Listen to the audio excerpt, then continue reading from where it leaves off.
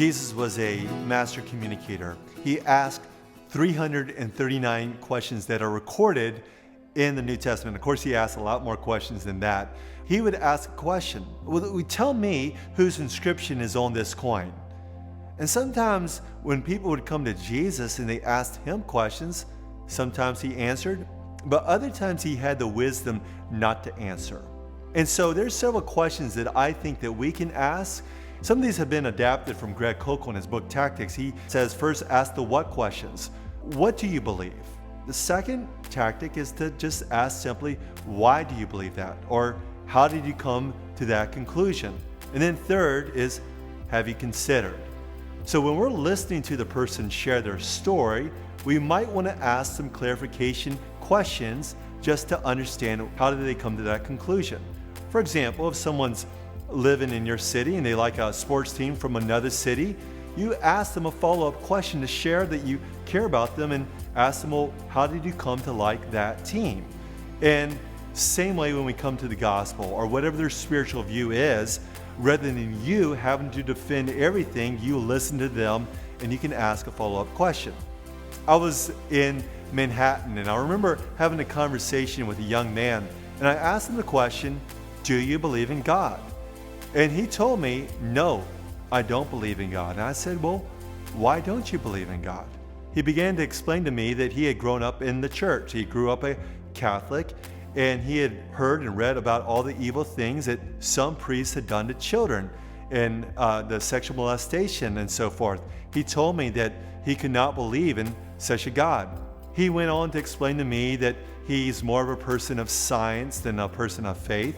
And I began to ask him other questions about the existence of God. How certain are you, on a scale from 1 to 10, are you that God does not exist? I asked him the question, do you think that human life is more sacred than animal life? Or do you think that they're equal? And he began to say, well, I think that they're about equal. And I said, well, are you a vegan? If human life and animal life are the same, then why do you eat other animals? So I began asking him a lot of questions and just listening to him in the conversation. I asked him this question later in the conversation as we were talking back and forth. What is the basis of your morality? He responded and told me, you have your morals, I have mine. We shouldn't be imposing each other's morals on one another. What may be good for you may not be good for me.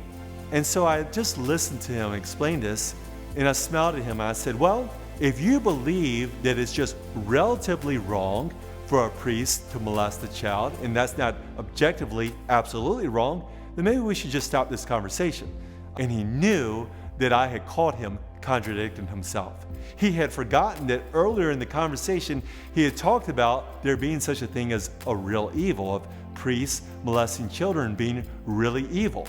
But later in the conversation, when we began talking about morality, he believed that morality was just relatively good or evil. You have your morals, I have mine. So I was able to ask these questions for him to understand why did he believe what he believed.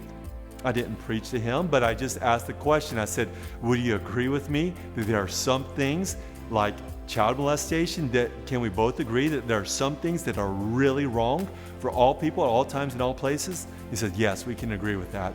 I said, okay, we both have this agreement that there are moral values that are absolute for all people.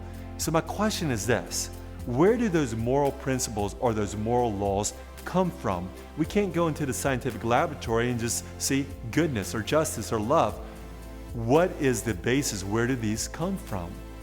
If there's a moral law, there's a moral lawgiver. Now, this moment, he didn't become a Christian.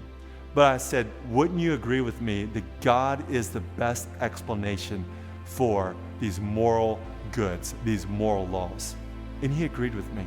He didn't surrender his life to Jesus. But I was able to ask questions and listen to him to bring him closer to the truth. And you can do the same thing. It's a process, but God will help you. We got to get out there and practice. Practice with your friends, but then share the gospel and ask questions and just listen to those who do not believe the way you do.